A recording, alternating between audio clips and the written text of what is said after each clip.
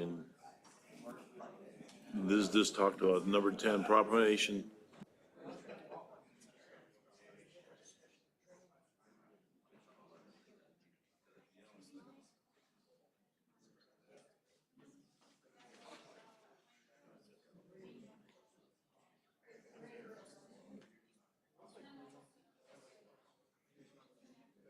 Thank you.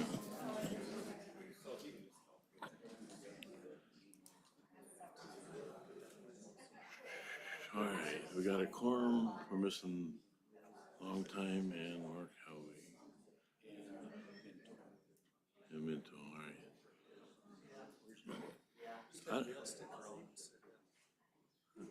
No, Mark emailed me and said, you want me to do public works? And I said, yes. But not if he's virtual. Mark's not here. Yeah. Randy, if Mark doesn't show up, you want to do public works? But he did ask me, am I doing it tonight? And I said, yes. So you know what's going on. Thank you, Randy. All right, it's 5 o'clock. We'll call Sawyer County Board of Supervisors meeting to order. Ask clerk to call the roll, please. Steve Karayanen. Here. Kay Wilson. Here. Steve Longtine. Stacy Hessel. Here. Randy Newman. Here. Mark Helwig. Jim Miller. Here. Marshall Savitsky. Here. Jim Evans. Here. Chuck Van Etten. Here. Jeff Haney. Here. John Righeimer. Here. Ron Kinsley. Here. Ron Buckholz. Present. John Minto. You have a quorum. Thank you. Next item is the Pledge of Allegiance. Please rise.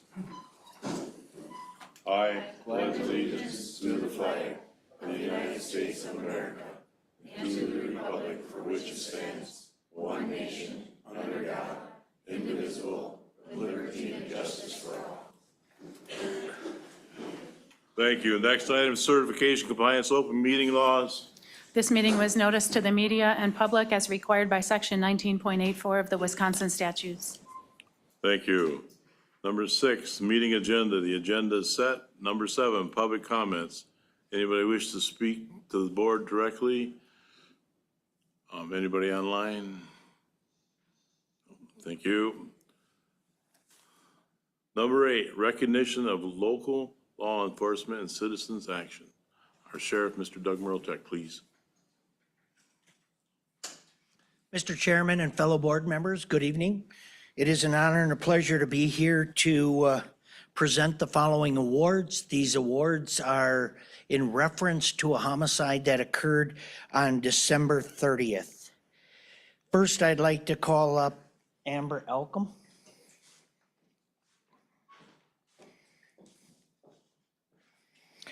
On December 20th, on December 30th, 2025, dispatcher Amber Elkum was in her 8th week of training, answering emergency calls for less than 2 weeks.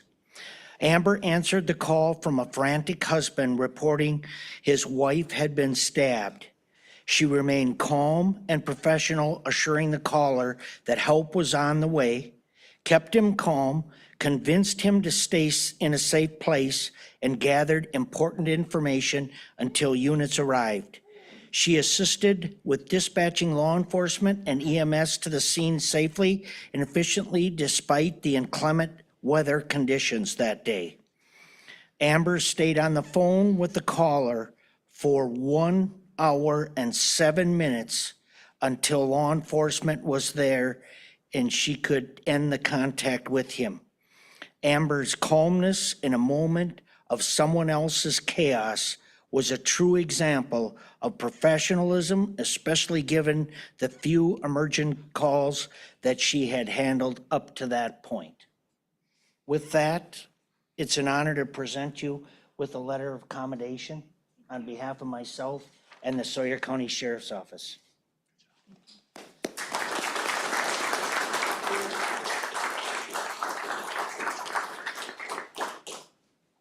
Deputy Wooling and Fry.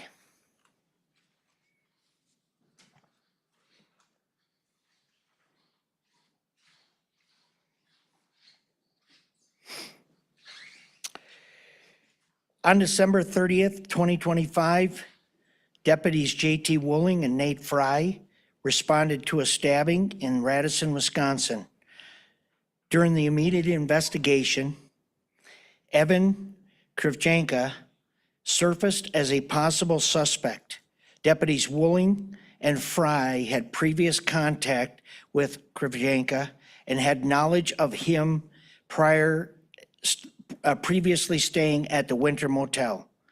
Deputies Wooling and Fry made contact with Dale Magnuson, the owner of the Winter Motel, and asked about Krivjanka.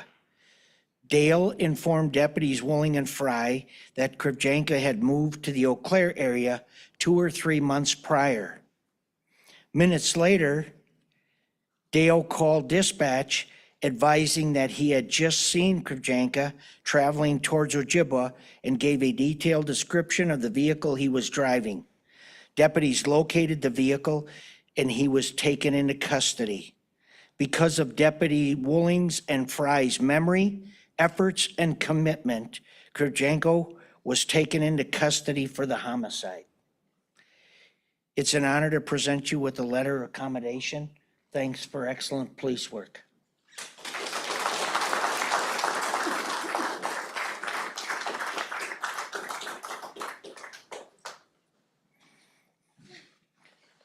Dale Magnuson.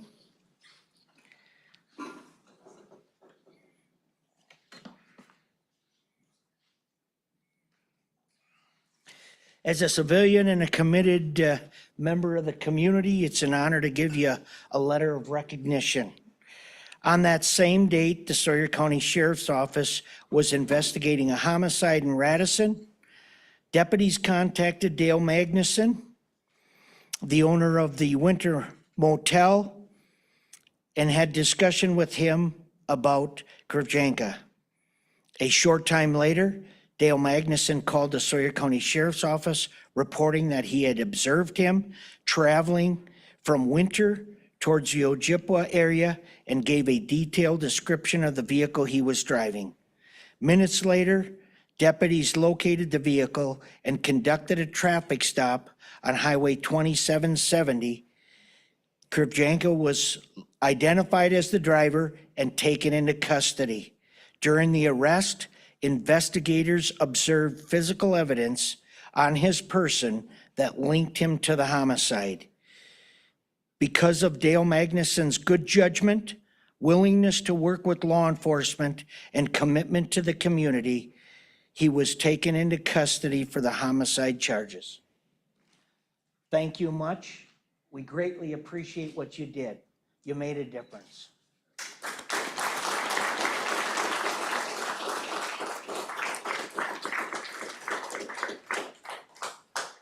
And I would like to thank our law enforcement here in Sawyer County. They're one of the best groups of men, and I'm so very proud of them, of their hard work that they do every day for us to keep us safe. Thank you.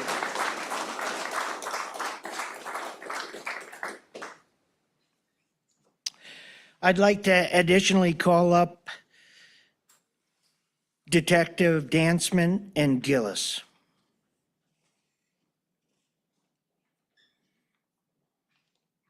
At that time, Chief Deo was a detective. On that time and date, Detectives Deo, Dansman, and Gillis responded to Radisson to investigate a homicide.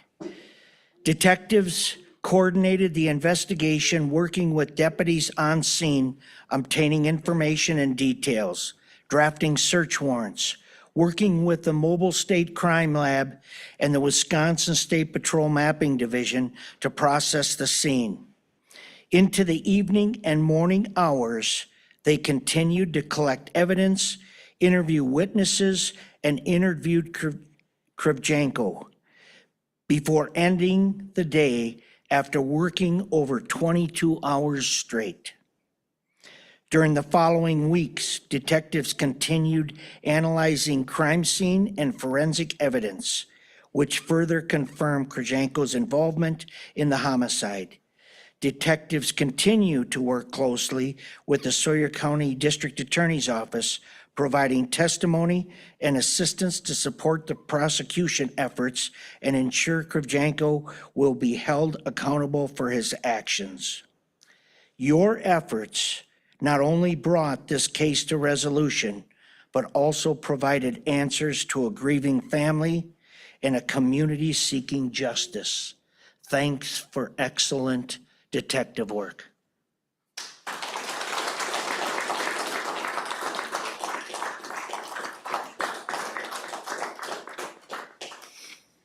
As I mentioned earlier that day, the weather was snowing, blowing, the road conditions were horrible. Traveling emergency vehicles were traveling 40, 50 miles an hour at best. So there was quite a delay in responding and dealing with the efforts there on scene. I would like to give a letter of exceptional service to another member of our agency. He has since been promoted to chief deputy. He worked 11 years as our lead criminal detective. Chief Brian Dale, on behalf of the Sawyer County Sheriff's Office, we are proud to recognize and commend you for your outstanding service, professionalism, and unwavering dedication to justice throughout your tenure as our criminal detective. Over the course of the past 11 years, your investigative work has directly contributed to the successful resolution of 9 homicides, 31 additional death investigations, 46 sexual assaults, 2 stabbings, 18 arsons, and 19 fraud or embezzlement cases in excess of $25,000. Additionally, you have always assisted our patrol deputies with their cases, whether it be answering questions, assisting with search warrants, or arriving on the scene to further assist them. This level of achievement is both extraordinary and commendable, reflecting not only your skill as a detective, but also your persistent attention to detail and commitment to serving victims, families, and the broader community. Homicide and arson investigations are among the most complex and demanding responsibility in law enforcement. Your ability to navigate these cases with integrity, compassion, and professionalism has brought resolution and accountability to situations where it matters most. Your work has had a lasting impact, providing answers to families, supporting the judicial process, and enforcing the public trust in law enforcement. Your efforts exemplify the highest standards of public service and reflect great credit upon yourself, the Sawyer County Sheriff's Office, and Sawyer County. We are grateful for your commitment, your continued dedication and the positive difference you make in our community each and every day. Thank you.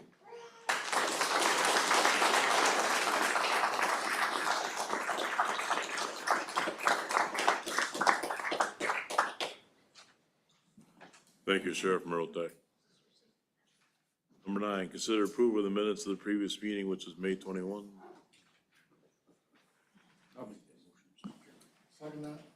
Motion by Mr. Buckle, second by Mr. Helwig to approve. Any discussion? Hearing none, all in favor of the motion? Aye. Opposed? Motion carries. Number 10, proclamation of Sawyer County ALS Awareness Month. This is related to the letter received from Lynn Fitch, so we'll have something in the month of August to do this. Number 11, appointments. Appointment to the Board of Appeals or August adjustment. 3-year term, as a member, Al Gerber, he's been on the board for quite a while. Mr. Buckles. Mr. Chairman, I make a motion to approve Mr. Gerber to a 3-year appointment as a member of the Board of Appeals. Second. Motion by Mr. Buckles, second by Mr. Evans to approve Mr. Gerber. Any discussion? Hearing none, all in favor of the motion? Aye. Opposed? Motion carries. Thank you. Number 12, zoning committee, Mr. Buckles. Thank you, Mr. Chairman. The zoning committee will hold its monthly public hearing tomorrow morning at 8:30.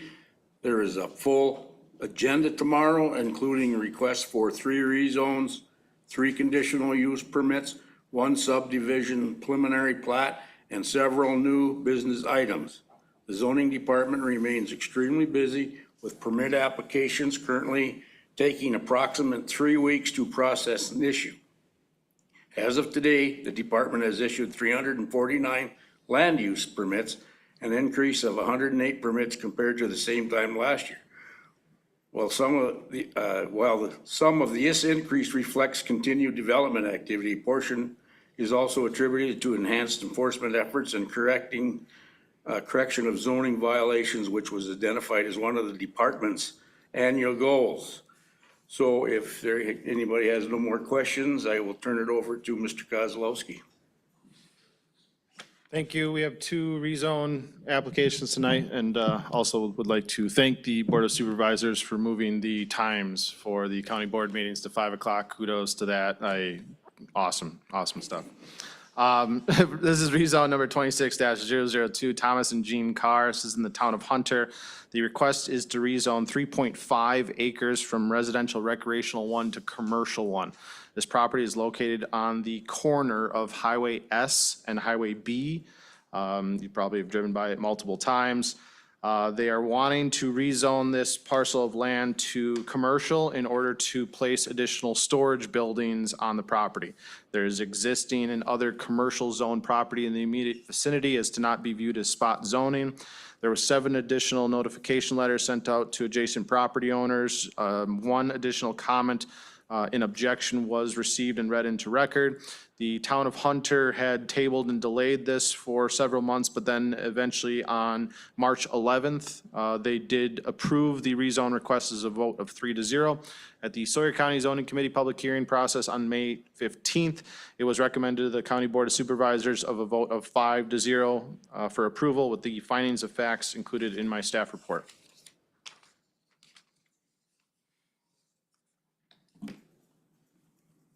Mr. Buckles. Mr. Chairman, I make a motion to approve the district amendment map for rezone number 26-002, please. And I'll second that. Motion by Mr. Buckles, second by Mr. Carrion to approve. Any discussion? Hearing none, all in favor of the motion? Aye. Opposed? Motion carries. Thank you.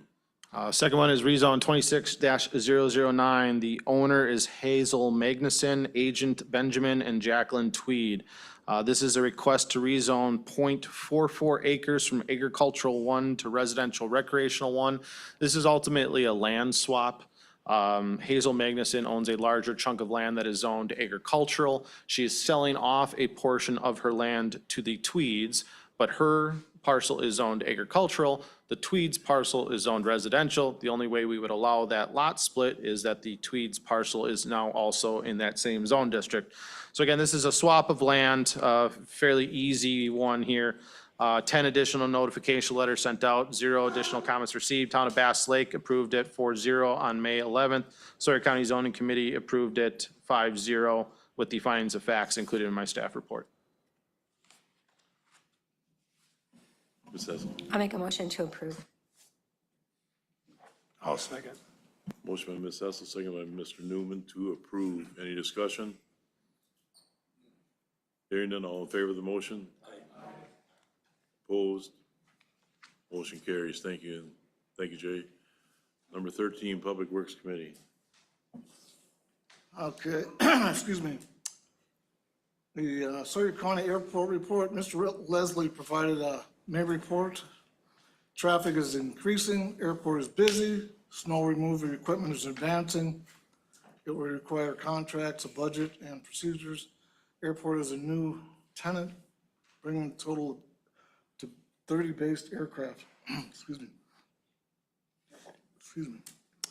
There was a resolution for hangar area lease agreement with Hannah Bay Holdings was approved for consideration and we moved on to the county board. Highway Department, written report was provided on May, highway work on 2777. Graveling, shoulders, and patching throughout the county. Work is starting on Highway 70 between GG and Price County, and on South 27 from Carroll to Boylan Roads in June. County F and DD will be pulverized after July 4th and repaved in August. County E project will start in 2027. There's a speed reduction on County B.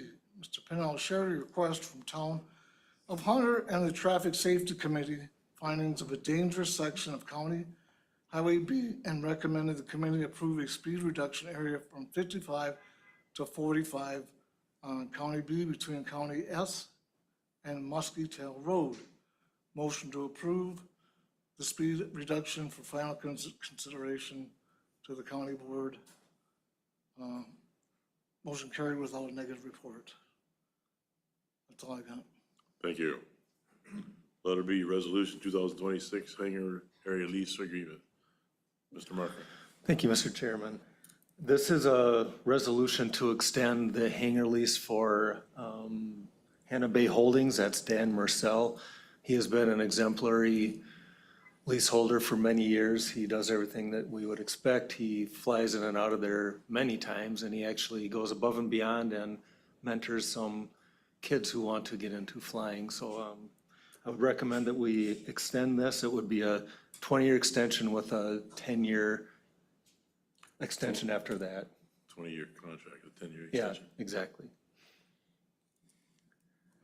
I'll make a motion that we approve the Hannah Bay lease agreement extension. Second that. Motion by Mr. Evans, second by Mr. Helwig to approve. Any discussion? Hearing none, all in favor of the motion? Opposed? Motion carries. Letter C, speed reduction, County Road B. I can talk about that.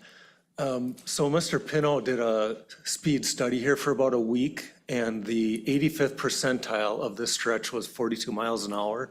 It is currently posted at 55 miles an hour, and he would like to reduce it to 45.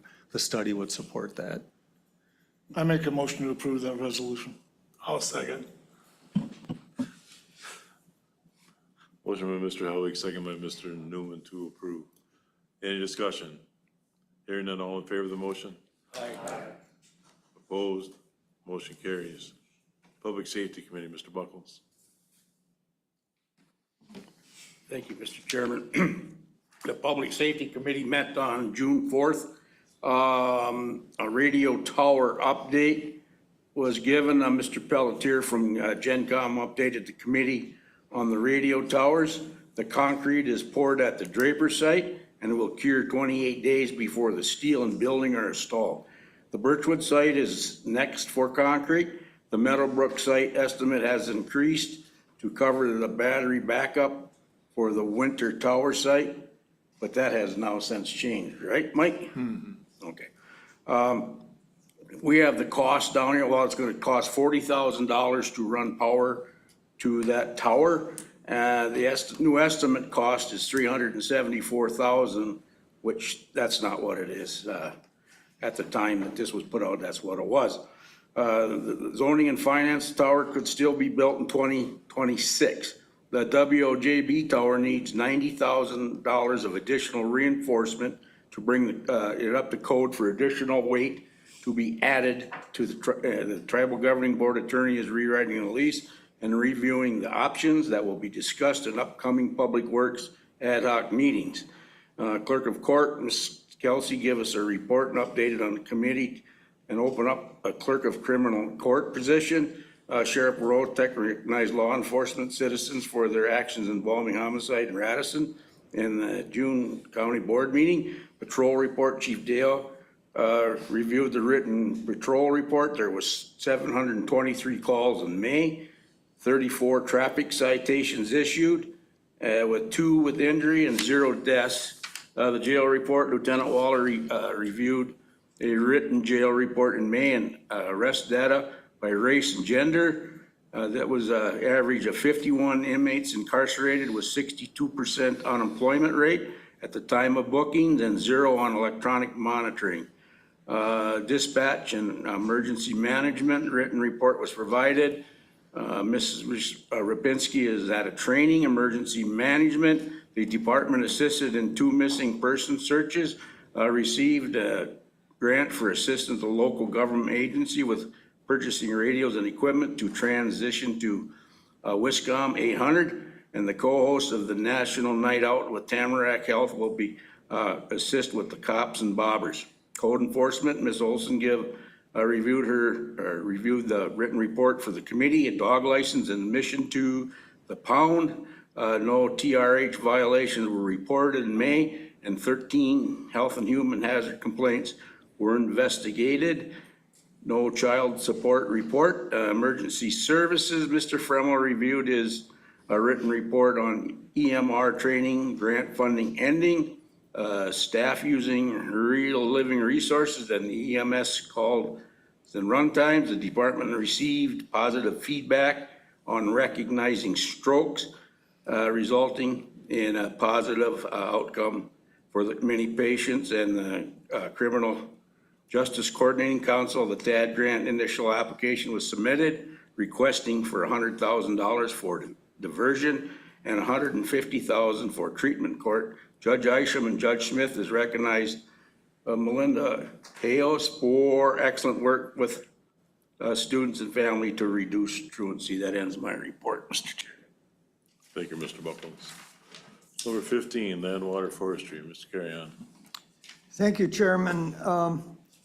Committee started by approving an application for the Stubborn Mule Adventure Race, which is held in northern part of the county on county land.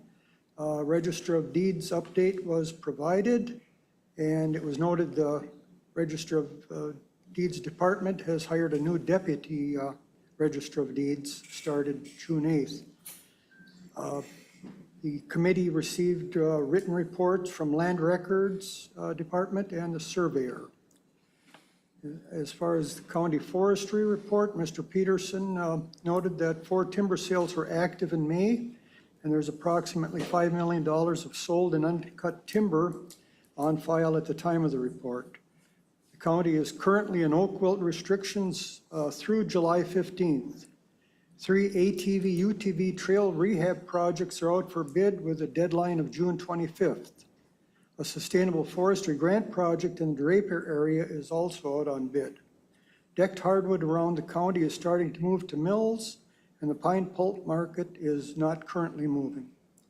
Camba Trail reroute development proposal, Mr. TJ Barnes from the Camba organization presented a proposal for adding an additional portion of trail near the Sealy Fire Tower to relieve two-way traffic.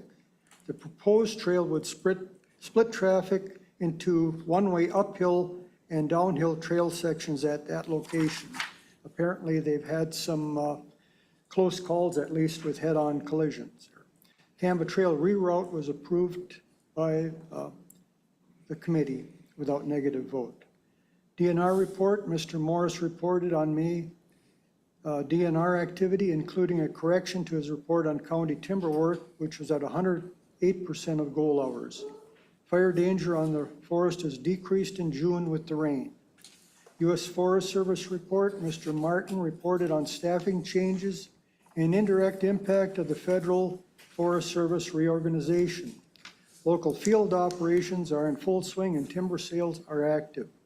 Forest Service will start a state-funded brushing project on Dead Horse Trail. The West Zone aspen and fir regeneration project is advancing, covering a large part of the forest between Bayfield and Medford. 4 large aquatic animal crossing culverts are being replaced, including one on Forest Road 164, which will be closed for most of the summer. The Venison Creek Bridge is going out on bid and will impact traffic from the end of 2026 into 27. The Castle Creek Gravel Pit in Clam Lake and Little Cranberry Pit off Highway B will be expanding to supply the next 5 years of forestry harvest roads. Zoning and Conservation Department, Mr. Kozlowski reported that the Price Dam fence was repaired by the town of Winter. Department is checking water levels at dams, continuing non-metallic mining inspections, and working on the Deer Lake IOMP.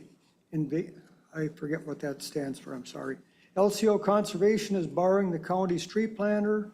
The AIS coordinator has met with the lake associations on controlling purple loosestrife and shoreline restoration projects. And the Land Conservation Committee training is scheduled today, June 10th at 10 a.m. That's the end of the report. I thank you. Thank you. Ms. Klein, do you know if Neil Langson got a thank you card for that repair? No, I thought Mike was going to. I had Randy write it. I'll see if it got sent. Oh, yeah, she did pick up a card. She got it, yeah. Thank you. I think it went out, but I don't know for sure. Number 16, Finance Committee. I don't know if Stacy's taking it or Mr. Rickheimers. You want, you can take it. Go ahead, I saw you working on it, but. Okay. I'm a good reader sometimes. We met on, or the committee met on June 11th. Treasurer's report, Mr. Lehner provided a written report on tax collections and delinquent parcels. For Finance Department report, Ms. N reviewed monthly sales tax revenues, budget performance reports for May 26 and May CIP purchases. The 2027 budget timeline was reviewed and approved. The 2027 budget parameters were approved. For department financial updates to the airport department, Ms. N reviewed the May 26 financials for the airport department. The UW extension report was reviewed, 26 financials. And the April investment report was provided. The interest rates are holding above 3%. County CD investments are still exceeding 25 returns. On the CD purchase, Ms. N reviewed numbers from the PMA, Franson, and Ampersand banks. Franson offered the best return. Motion to purchase the CD from Franson Bank was approved. On the Meadowbrook radio tower, Mr. Markert updated the committee on the most recent GenCom estimate that came in higher than approved amount at the public safety, but has since been reviewed downward to adjust the cost to run electric power rate to the site. The cost is approximately $39,000 and can be drawn from the contingency, so no action was needed by the Finance Committee. As far as correspondence reports of conferences and meetings, Ms. N noted that the annual audit started this week, and Ms. Hessel asked about signing up for the WCA conference in September. And that ends my report. Thank you. Thank you, sir. Number 17, Health and Reserves report. Ms. Wilson. Thank you, Mr. Chairman. We had our meeting on June 4th. We discussed our bylaw review, and we decided to wait till after tonight's decisions to continue with our review. And we will be revising a number of issues in those bylaws. The Senior Resource Center didn't have a report for that night. We continue to review our acronym and our terms glossary because HHS has a number of abbreviations for their different departments. Ms. Lyons introduced Ashley Miller, who's a new supervisor for ADRC and adult long-term care. The department is interviewing for a new dementia care specialist. We had a behavioral health report. The mobile crisis, Ms. Migren reviewed the community support and mobile crisis reports showing 9 new consults and 45 consumers in May. Ms. Lyons stated we need to seek 100% funding for these services, which is currently reimbursed at the rate of 60/40. Mr. Markin will draft a county resolution requesting full funding for the July agenda. We had a mental health expense report, and we reviewed that. Child Protective Services, Ms.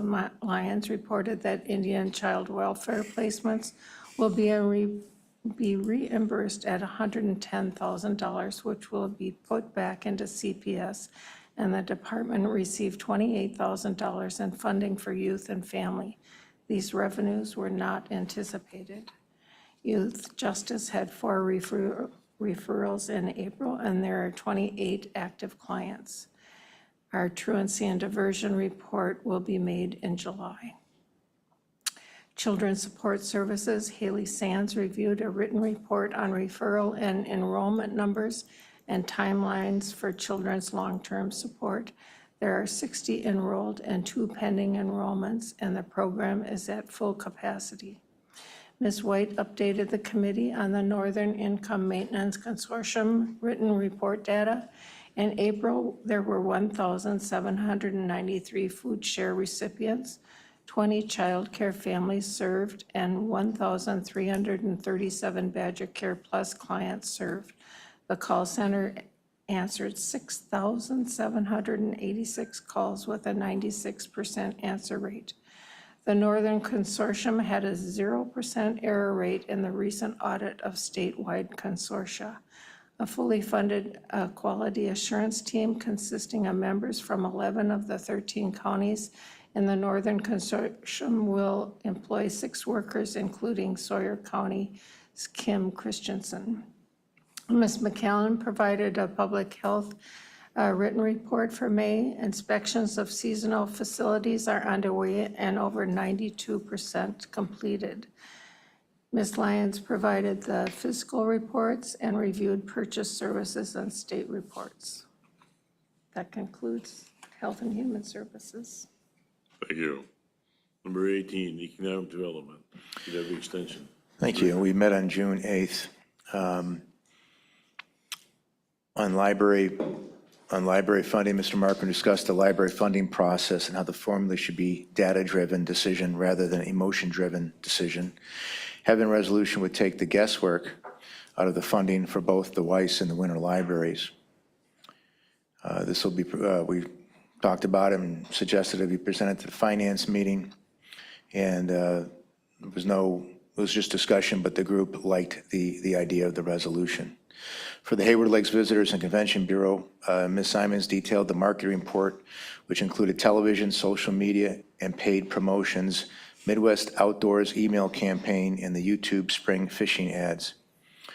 For the Sawyer County Economic Development Corporation report, Mr. Priester is now 6 weeks into the position and still doing on-the-job training and meetings. He's now building a new website and changing the logo due to the recent name change with the LCO being taken out of it. He reported that the Thrive Grant has now been approved. For trail reports, Mr. Newman read the motorized trail report. New counters have been placed to better capture summer trail usage. The report thanked local entities for aiding in the opening of new trails. There have been positive reports from local businesses regarding the ATV, UTV business. And as far as future agenda items, we talked about the library resolution action coming up in July.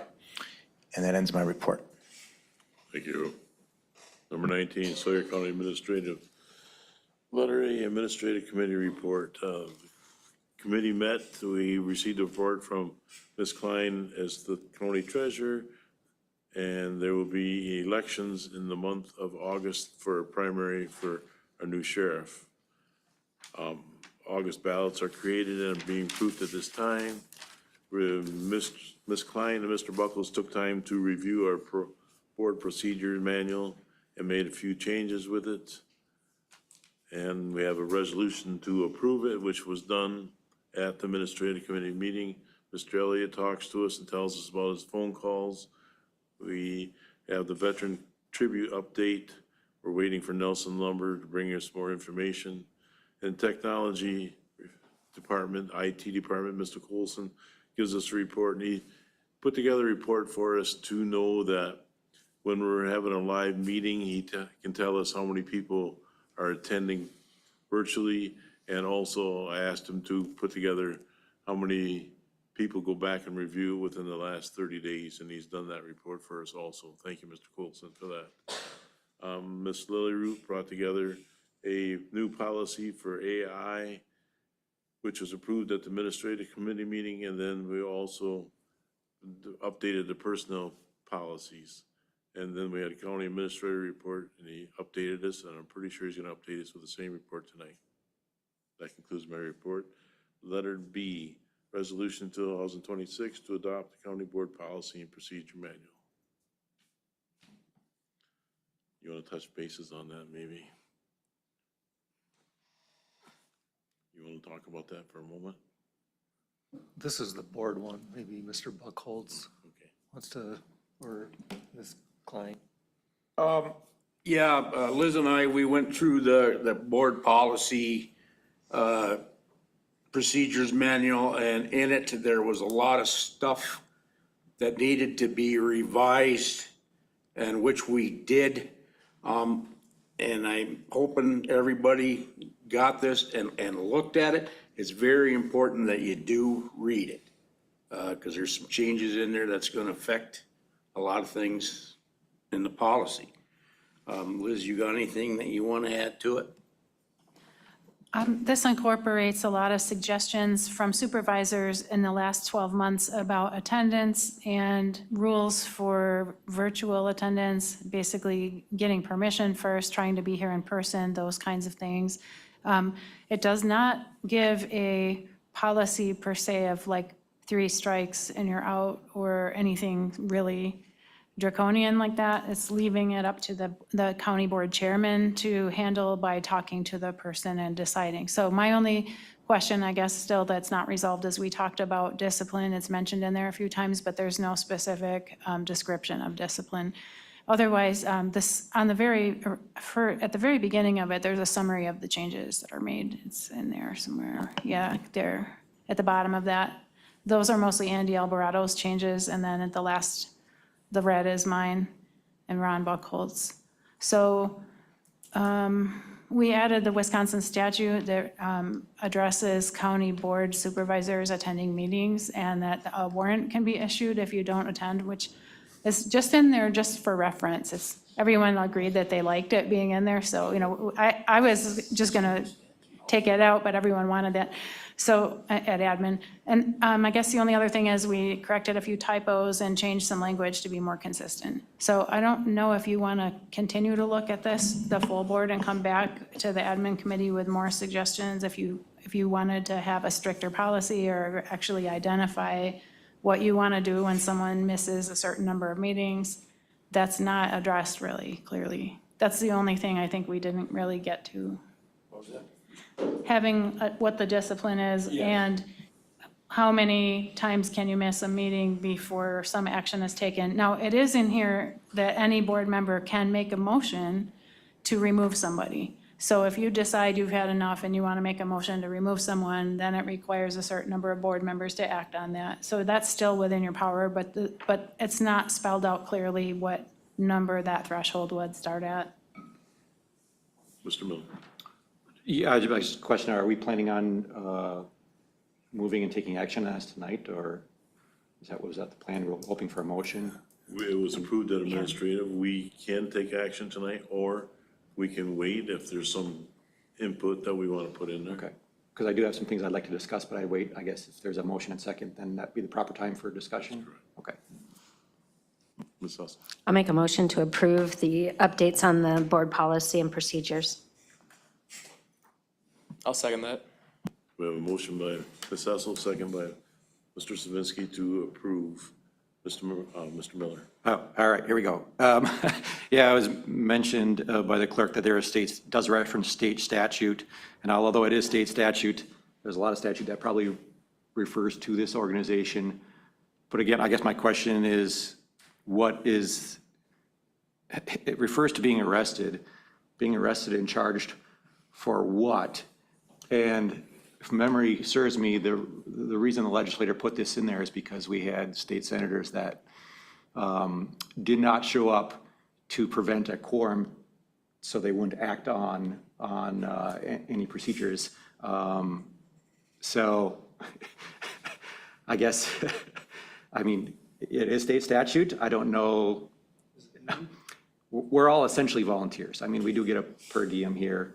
We're not lining up there's nobody lining up to run for these offices. It seems a bit heavy-handed to say that you'll be arrested in our policy manual. And arrested for what? What would be the charges? So that's the first, I guess, one of my concerns. The other one is on page 79. I think it's section A, as far as payroll is for processing our reimbursements.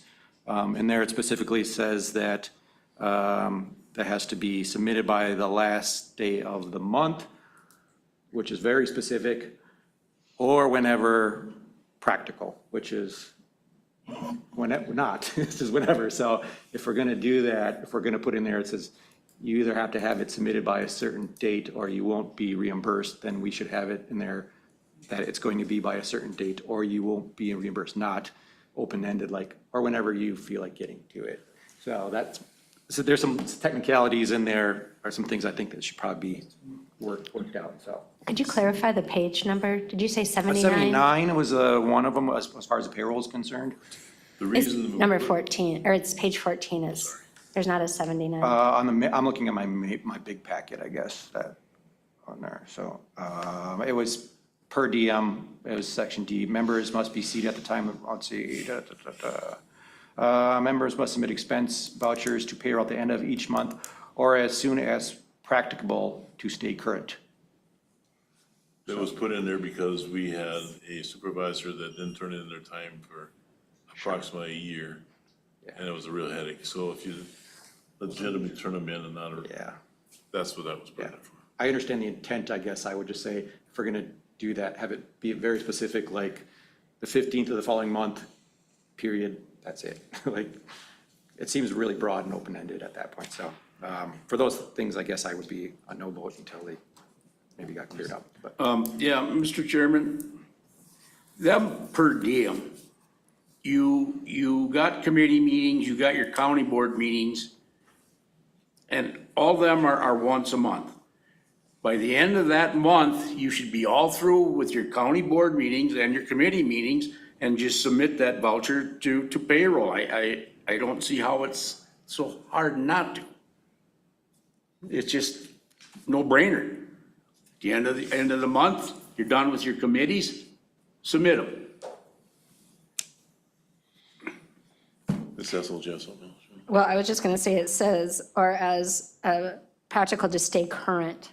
So it is pretty specific, but I mean, there's situations if somebody's ill or whatever. So I don't see it as a need to hold the vote. Anybody else have things that they saw that would like to speak about? Well, I was just curious, I came in late, am I gonna get paid for today? I mean, it says I should call them. You only get $25. I mean, it says I come in late, then they're counting as absent. We addressed that at administrative meeting. And the reason being, totally forgot about the 5 o'clock thing, so I think I should. We'll blame Mr. Bennett or compliment him, one or the other. Mr. Chairman, I got one other thing. Yes. On Mr. Miller's information on the getting arrested in a warrant, we just put that in there, Liz and I, because she's seen it, and it's a state statute, and county board supervisors are in that statute, so we just throwed it in there. Not like it's gonna happen, but it makes people think. I put it in there for discussion, just for educational purposes amongst yourselves. It doesn't have to stay in there as law for us. I was gonna take it out and everyone wanted it in there. I just put it in there to have the discussion that, because I don't think people realize that this is a commitment, that is government and you are supposed to be here to have quorums and to act on business. So, but yeah, whatever you want to decide, that's. Mr. Miller.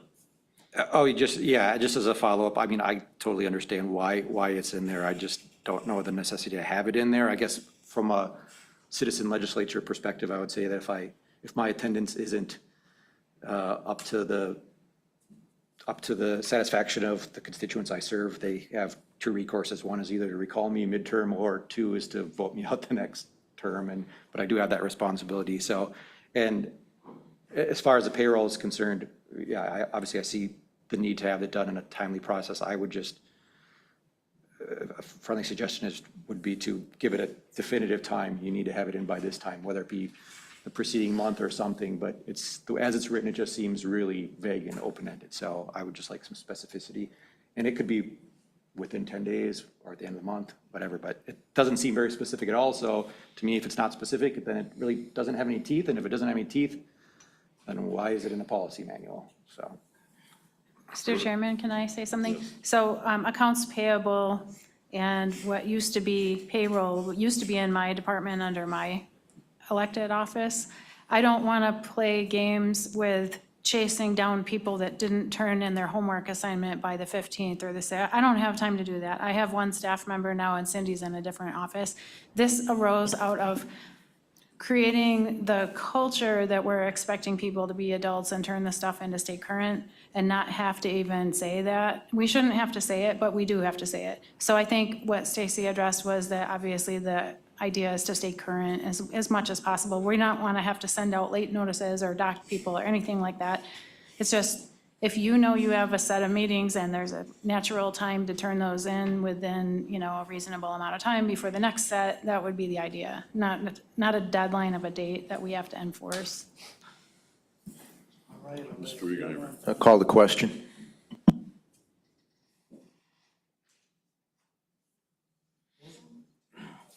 I was gonna make one more suggestion and say. What if we put in there after 30 days, please turn your time in by 30 days. 30 days is fine.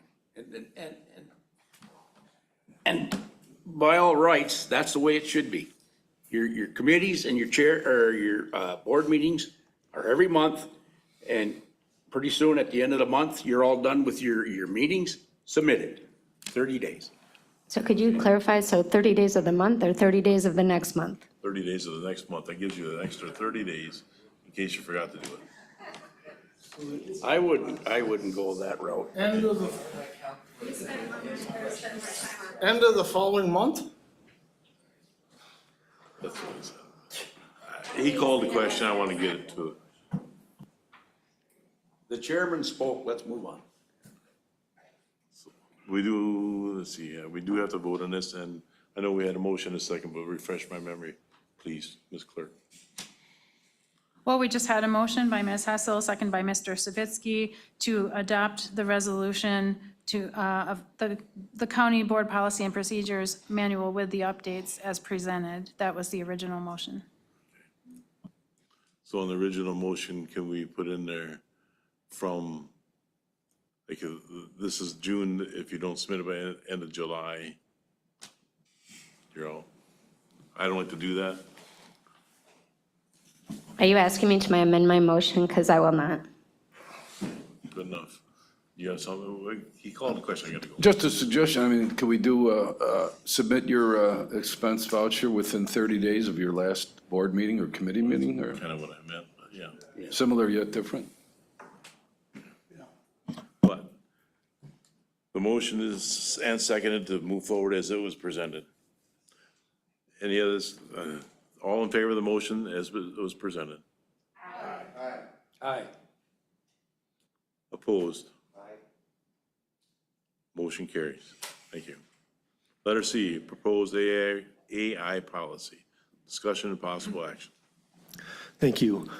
The county does not currently have an AI policy. AI is coming at us fast and furious, and it's changing even faster. I believe I spoke a couple months ago about a session I went to put on by UW Extension that talked about AI and the hallucination that you can get from results, which is basically it makes stuff up. And yesterday at the WCA district meeting, one of the speakers reiterated that, saying he had put something in there, it gave a reply, he pushed back, and AI said itself, "Thank you for pushing back, I made that up." So we do need an AI policy because if staff are using it and do not check it, because staff are going to be responsible for the results as if they wrote it themselves. So we need a policy to enforce that if they misuse it and do not check that. We purposefully have not put in which platform to use because, again, that's ever changing. What's good today might not be good tomorrow, and there might be something better that comes along. So we have purposefully left that out. We realize this is probably going to be a working document, but we want to get something on the books so that we have that to prevent or at least enforce Starting point, yeah. a productive use of it.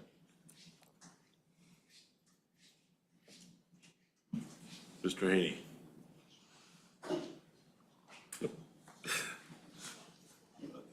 Was that a motion to approve? Second, We have a motion by Mr. Haney, second by Mr. Helwig to approve. Any discussion? Hearing none, all in favor of the motion? Aye. Opposed? Motion carries. Thank you. Letter D, Personnel Manual Update. Mr. Markren. Thank you. I hope you've read through this. There's not a lot of substantial changes. A lot of it is clarification or clearing up some words of what we've done that's changed over the years. I will point out a few things that do have some impact. Number one, hours of work. What we've experienced is that staff trades shifts with somebody else, which forces an overtime issue. The person taking the shift going in overtime. We put in language that would not allow that. The second one, for the meal periods, they were very set. This would allow for some more flexibility there. We've tried to be flexible with staff, their hours and their breaks and everything to whatever works best for them and for the department head. Timekeeping, we have instituted TCP, which is time clock plus, yes, thank you. That is a electronic system, so we do not use timesheets and paper trails anymore. That's addressing that. If we go down to service animals, we would write it so that it only allows service animals. We have seen staff bringing pets to work. Number one, that drains time. Number two, a lot of people are allergic to animals. So just because you want your pet here, doesn't mean the person next to you should sneeze all day. So that addresses that. Then the final thing is on, we would update conceal carry to the Wisconsin State Statute 175.60, subsection 16, which allows for the judge to grant someone to petition to bring one, but only to the courthouse, not the other parts of the building. Any other questions on anything?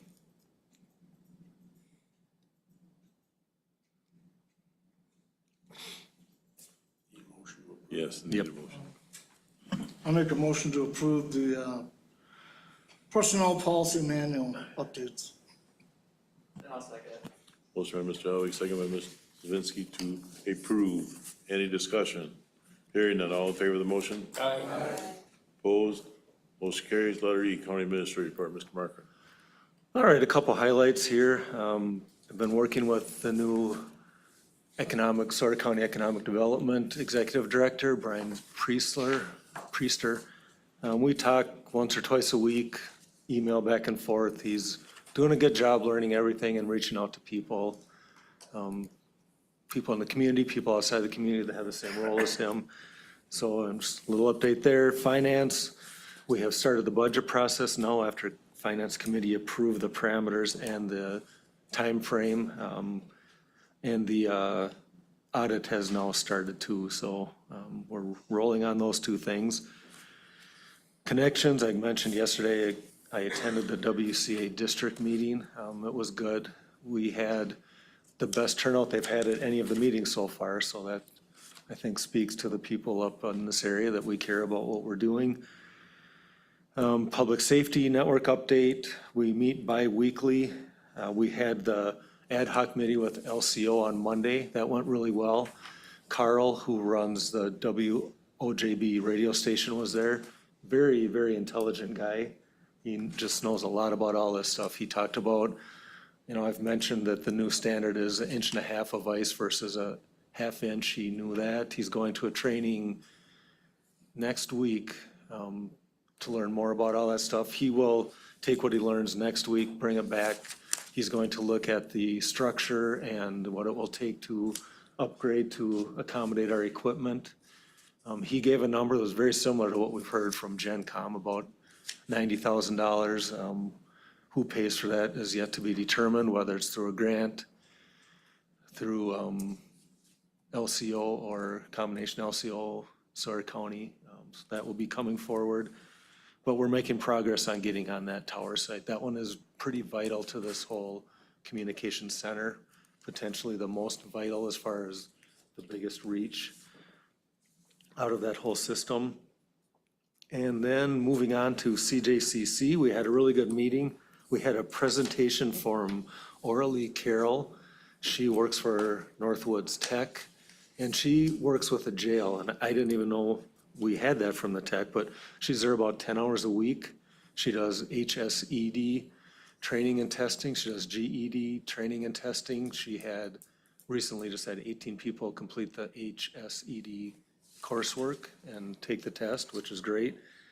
She works with them on SMART goals as far as, you know, where they want to be once they get out of jail, and also connects them with post-secondary education opportunities. The two biggest ones being welding and what was the other one?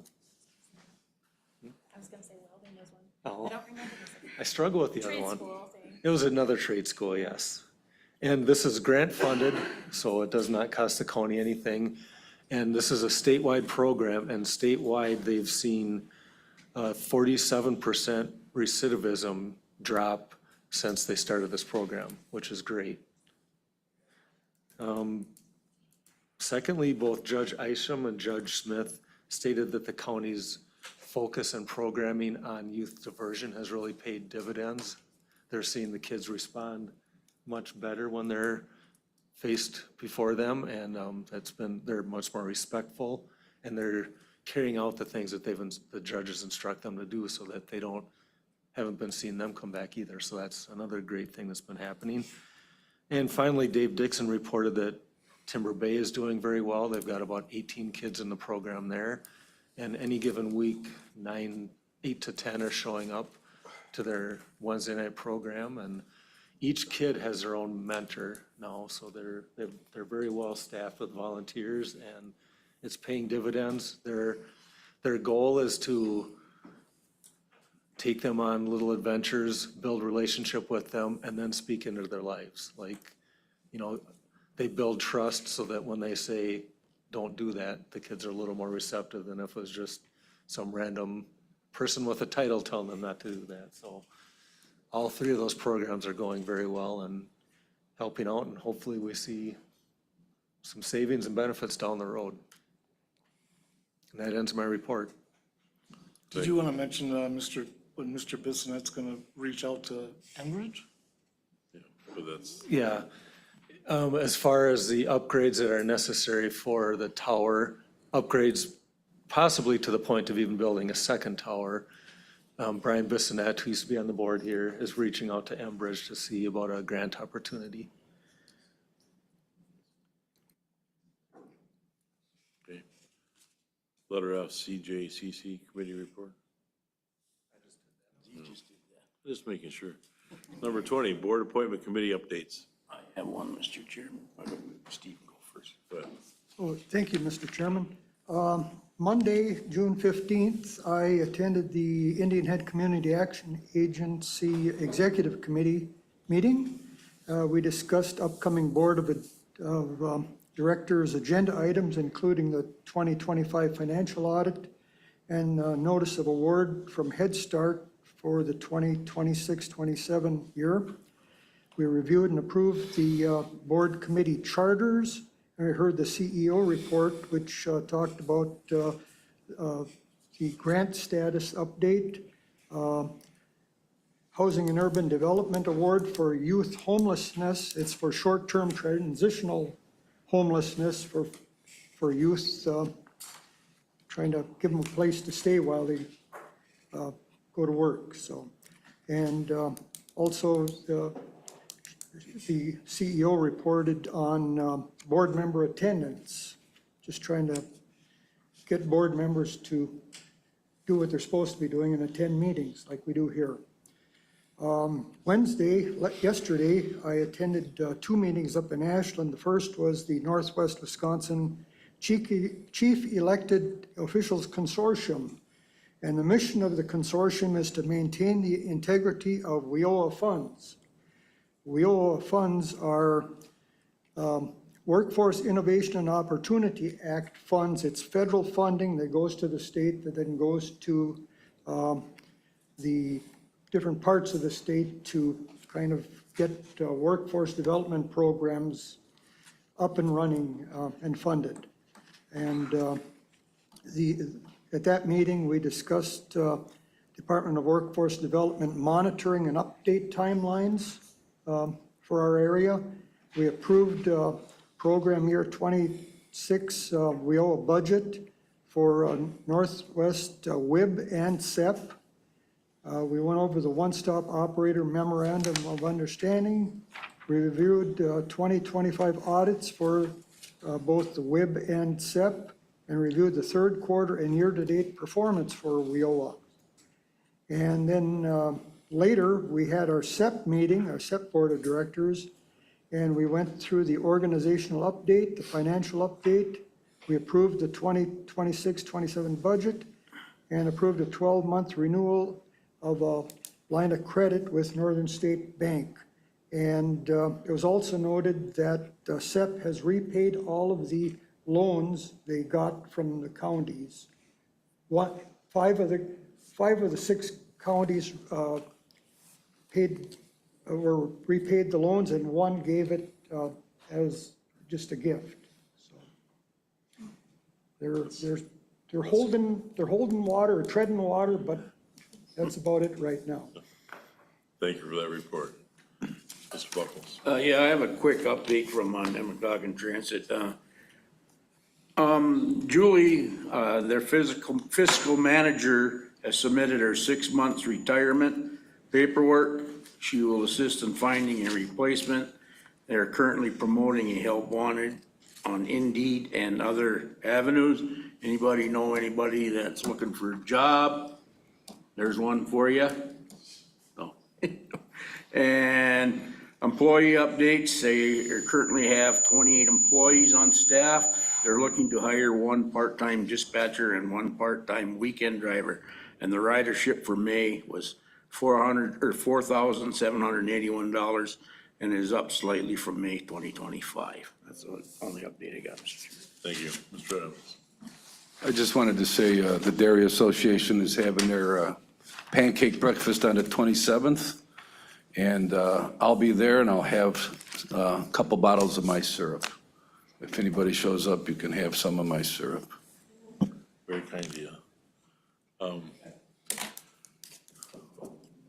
Anybody else have any other meetings? Okay. We did meet with the ad hoc committee with LCO last Monday, and I thought it was a very positive meeting. Almost everybody was there.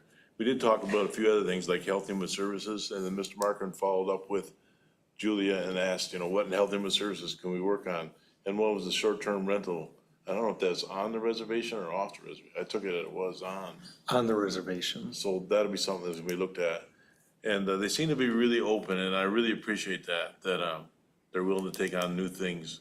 As we talked about the tower, whether the tower can be repaired or put up another tower, all that's good information, so. It's working already. So, thank you. Future agenda items, anybody wants something on the agenda in the future, please contact me or Mr. Markin or Ms. Klein. We'll certainly try to accommodate you. And board business finalization, this is put in here so that there's people that have to sign resolutions that hasn't got signed yet. It gives us a chance to do that without the public coming up and making it harder to do. Next meeting is July 16th at 5 o'clock, and we can thank Mr. Van Etten for getting us up here at 5 o'clock to get the work done. Thank you for your time, meeting adjourned. Stacy, you're the only